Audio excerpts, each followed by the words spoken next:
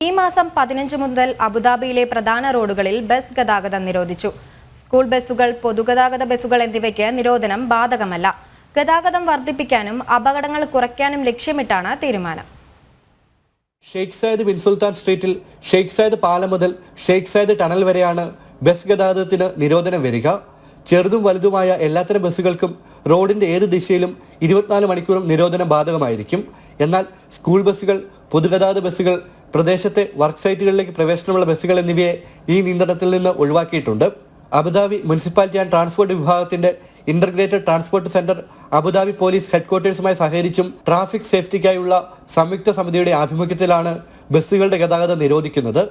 ഗതാഗതം വർദ്ധിപ്പിക്കാനും അപകടങ്ങൾ കുറയ്ക്കാനും ലക്ഷ്യമിട്ടുള്ള ശ്രമങ്ങളുടെ അടിസ്ഥാനത്തിലാണ് തീരുമാനമെന്ന് ITC വ്യക്തമാക്കി. നിയമം പാലിക്കാത്ത ബസ്സുകൾ നിരീക്ഷിച്ച് സ്മാർട്ട് സംവിധാനങ്ങളിലൂടെ അബുദാബി പോലീസിന്റെ സഹകരണത്തോടെ പിഴ ഈടാക്കും. ജനം, ദുബായ്.